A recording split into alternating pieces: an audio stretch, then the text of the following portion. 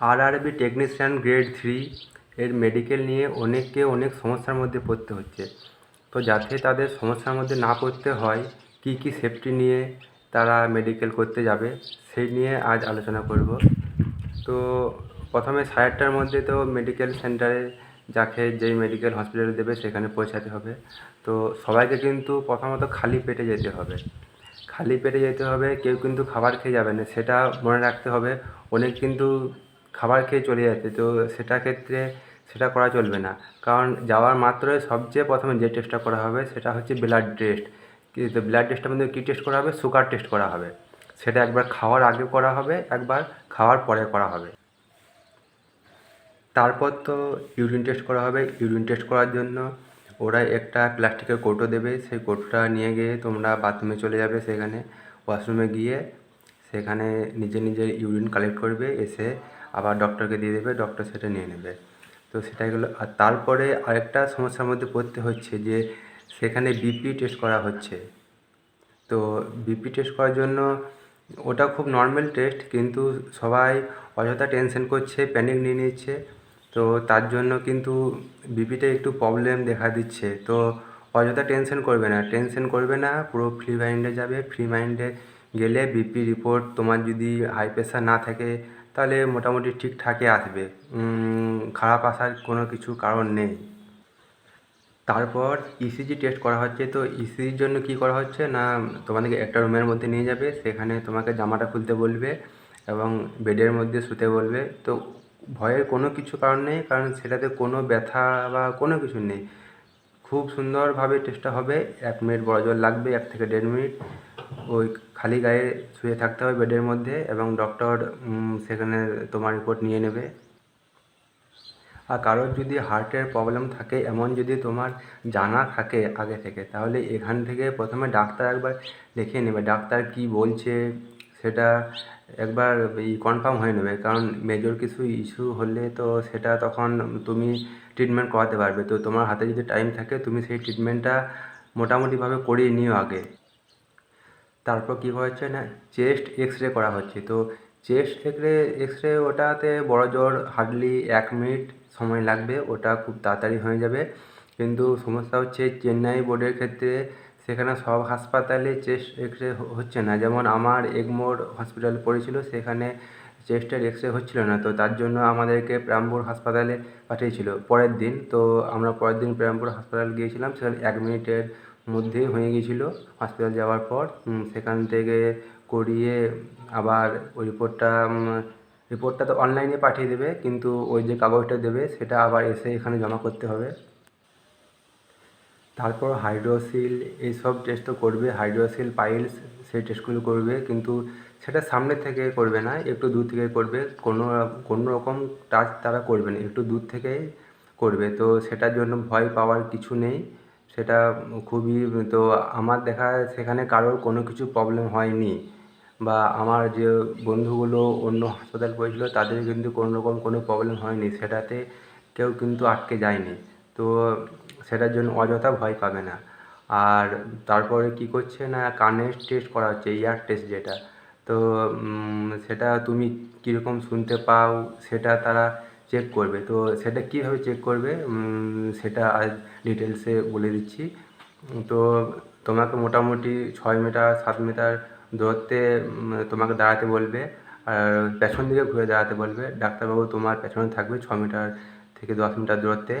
তো ডাক্তারবাবু কিছু সংখ্যা তোমাকে বলবে, যেমন 28, 56, 79 এইসব বলবে। তো ডাক্তারবাবু কখনও হালকা জোরে বলবে, কখনও হালকা, মানে খুবই হালকাভাবে বলবে। তো সেটা শুনে তোমাকে বলতে হবে যে ডাক্তারবাবু কী বলছে। তো আমাকে যেমন যেসব বলেছিল, আমাকে 29 এটা বলেছিল, 56 এসেছিল, 28, 78, 7, মোটামুটি এগুলোই মনে আছে। তো মোটামুটিভাবে 10 থেকে 12টা সংখ্যা তিনি বলবেন, এবং সেটা শুনে তোমাকে বলতে হবে যে ডাক্তারবাবু কোন সংখ্যাটা বলছে। তো সেটা কী করতে হবে না, প্রথমে এইভাবে একটা কান বন্ধ করতে হবে, একটা কান খোলা থাকবে, আর ডাক্তারবাবু বলবে কী বললো সেটা তোমাকে শুনে বলতে হবে। তারপরে এই কানটা হয়ে গেলে পরের কানটাকে এইভাবে বন্ধ করতে হবে। তারপর আবার সেম প্রসেসে ডাক্তারবাবু বলবে, সংখ্যা বলবে, সেটা তোমাকে আবার করতে হবে, রিপিট করতে হবে যে কী বলছে। তো এইভাবে নর্মাল একটা টেস্ট। তো সেটার জন্য ভয় পাওয়ার কোনো কিছু কারণ নেই। তোমার যদি কানের কিছু প্রবলেম থাকে তো তুমি এখান থেকেই তোমার যেখানে বাড়ির সামনাসামনি একটা ভালো ডাক্তার দেখে নিয়ে যাবে। আর যে কী বলছে ডাক্তারবাবু, আর কানে যেসব ময়লা থাকতে পারে সেটা কিন্তু কোনো যেমন তেমন জায়গা থেকে কান পরিষ্কার করাতে যাবে না। যদি যদি করাতেই হয় তাহলে কোনো ডাক্তারবাবুর পরামর্শে তার আন্ডারেই কিন্তু সেটা করাবে। কোনো যে কম খরচার জন্য যে কোনো জায়গা থেকে করে নিলাম সেটা কিন্তু করবে না, সেটা কিন্তু পরে সমস্যা হতে পারে। আর কান পরিষ্কার করার এরকম দরকার নেই সাধারণত। যদি কিছু প্রবলেম থাকে তাহলে সেটা করতে পারো। অনেকে সেটাই কমেন্ট করছিল যে আমি একটা কানে শুনতে পাই না, একটা কানে ঠিকঠাক শুনতে পাই।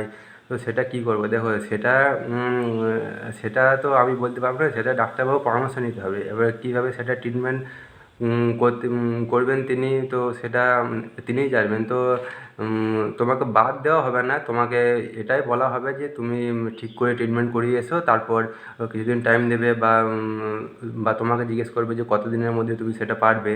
তো সেটা তুমি বলবে যে 2 মাস বা 1 মাস পর ডাক্তারবাবু ডেট দেবে। তো তুমি ট্রিটমেন্ট করিয়ে আবার তোমাকে আসতে বলবে, তোমাকে বাদ দেবে না, সেটার কোনো ভয় নেই। যে মেডিকেলে প্রথমবার এটা হলো যে তোমাকে বাদ দিয়ে দেবে, সেটা কিন্তু কাউকেই করবে না। তো সেটার জন্য ভয় পাওয়ার কোনো কারণ নেই।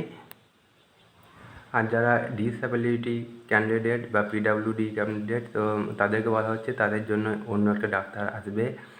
তিনি তোমাকে চেক করবে যে তোমার ওটা 40% আছে কি না, ডিসএবিলিটি 40% থাকতে হবে। তো তার থেকে কম থাকলে কিন্তু তোমাকে পিডাব্লিউডি আন্ডারে মান্য করা হবে না। তো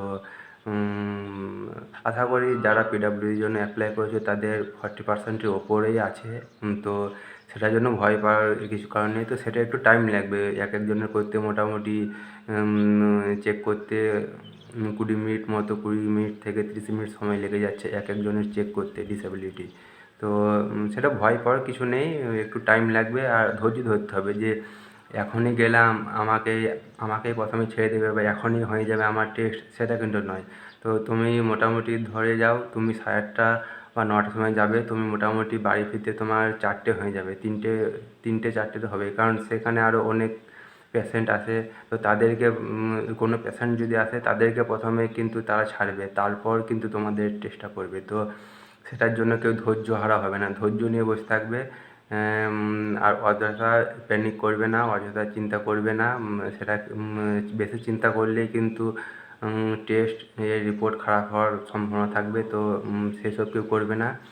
আর তারপর তো আই টেস্ট করবে, আই টেস্টটা অনেকটা 3-4টে পর্যায়ে করছে। তো আই টেস্ট নিয়ে একটু পরে আলোচনা করব, পরের ভিডিওতে আলোচনা করব, কারণ এটাতে করতে গেলে অনেক বড় হয়ে যাবে।